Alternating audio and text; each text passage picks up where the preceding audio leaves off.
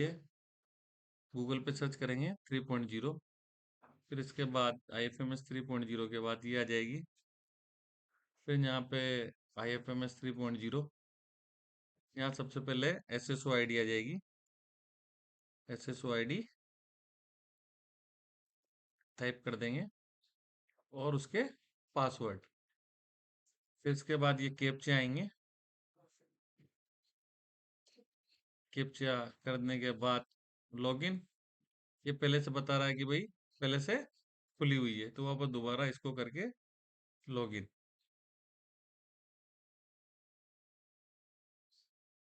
इसके बाद ये ऐसे विंडो खुलेगी, वर्क एक्सेस, यहाँ इम्प्लीमेंट एजेंसी आएगी और यहाँ इम्प्लीमेंट एजेंसी पे आगे बढ़ा देंगे। डिस्पर्समेंट इंजन आएगा, सेकंड वाला कॉलम, स्क्रॉल करके नीचे SN स्पर्श पर। SN स्पर्श के बाद ये OTP मांगेगा। OTP आने के बाद कितना है OTP? 1473 1473 45। 45। इससे हम अंदर आ जाएंगे।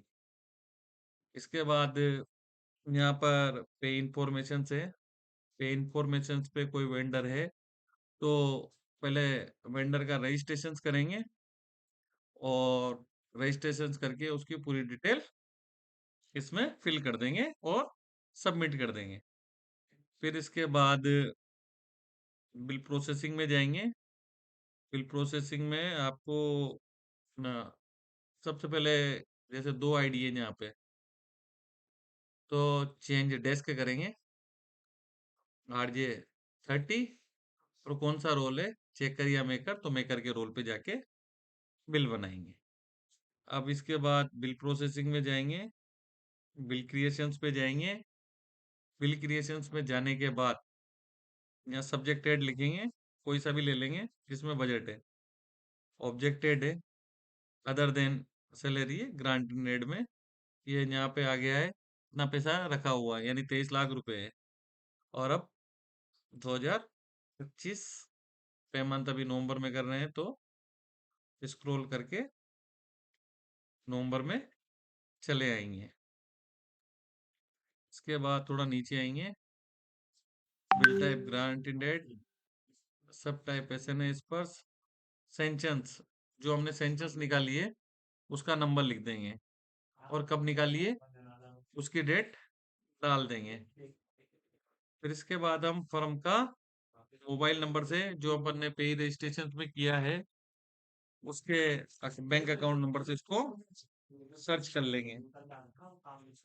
इसके लिए मल्टीपल ऑप्शंस हैं, नेम से, बैंक अकाउंट से, मोबाइल नंबर से भी सर्च किया जा सकता है, लेकिन ऑथोराइजेशन बैंक सबसे मस्ट है। सर्च के ऑप्शंस पे जाएंगे, संबंधित फर्म का डाटा आ जाएगा, यहाँ क्लिक करेंगे, ऐड सेलेक्टेड कर देंगे। ऐड सेलेक्टेड करने के बाद नीचे आ जाएंगे, स्क्रॉल करके ऐड अमाउंट में जाएंगे, इसका जो ग्रोस अमाउंट है बिल का वो यहाँ पर लिख दिया जाएगा। जैसे 8000 का बिल है तो 8000। इनवॉइस नंबर वापस वही जो आपने वहां लिखा था, और इनवॉइस डेट ये लिख दिया आपने। यदि इसमें कोई डिडक्शंस बनता है तो डिडक्शंस लिख देंगे, नहीं बनता है तो नहीं करेंगे। TDS GST का डिडक्शन, तो ग्रोस अमाउंट है, ग्रोस अमाउंट को ही अपन ने कर दिया। अब इसके बाद हम ऐड कंपोनेंट करेंगे। ऐड कंपोनेंट में जो हमारे पास आया हुआ है, अब हेल्थ सिस्टम, इतने सारी चीजें आई हुई है, किस चीज में ये खर्चा हो रहा है, तो जैसे हमारा वही में है ये खर्चा, तो हम वही वाले सेक्शंस में भी जा सकते हैं। तो ये जैसे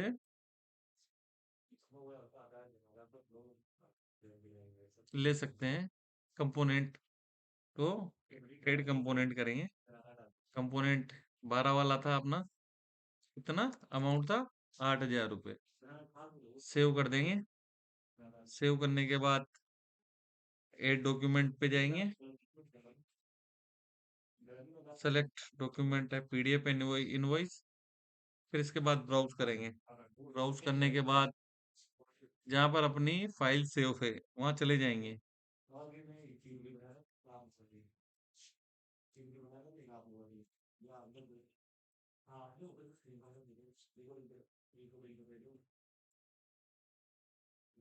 वर्क, ये डी वर्क, वर्क, ये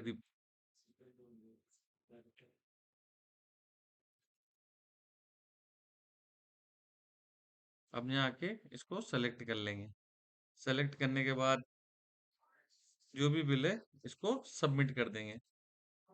do you want to submit the request, your request, तो अपन इसको यस कर देंगे।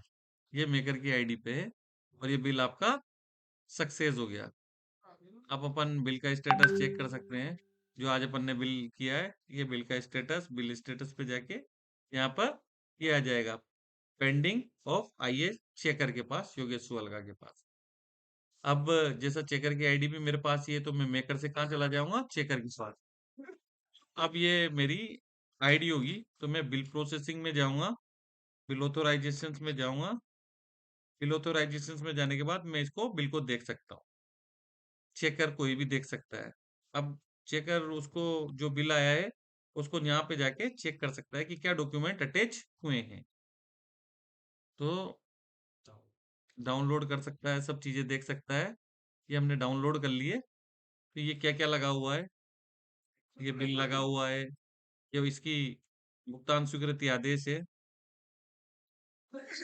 और ये वहां से डिमांड आई थी और हमने सेंचेंस निकाली है, और ये बिल जिसपे स्टॉक एंट्री भी है, पासपोर्ट की सील है, पेड एंड कैंसल है, सब कुछ है।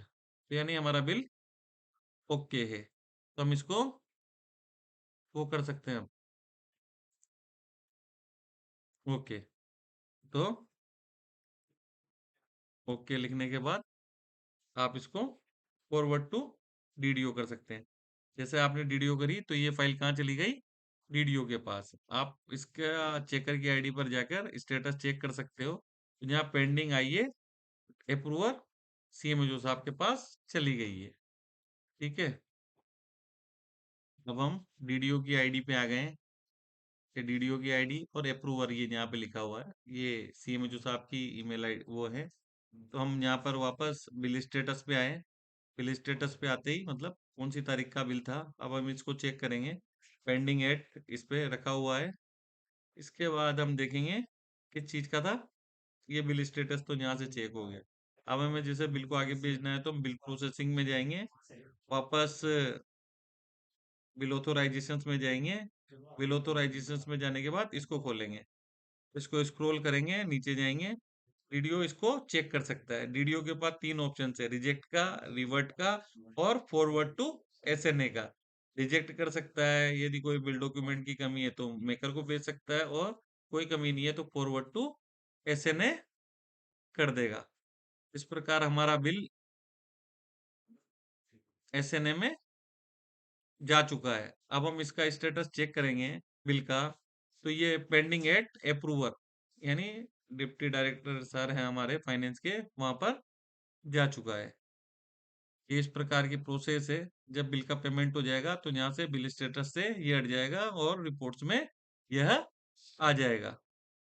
इस प्रकार से अपने को अपनी कार्रवाई करनी है। जैसे ही अपन ने ये किया, यहाँ पे पेंडिंग एसएनए अप्रूवर पे आ गई।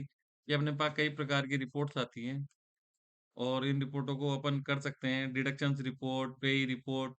और बिल प्रोसेसिंग में जीएसटी भी होता है। जैसे यदि जीएसटी का कोई प्रोसेस है, कोई पेंडेंसी है, तो जीएसटी का कोई डाटा नहीं है तो नहीं है, फॉरवर्ड टू एसएनए सीधा वो भी कर सकता है। कौन, मेकर, मेकर के पास इसका वो है।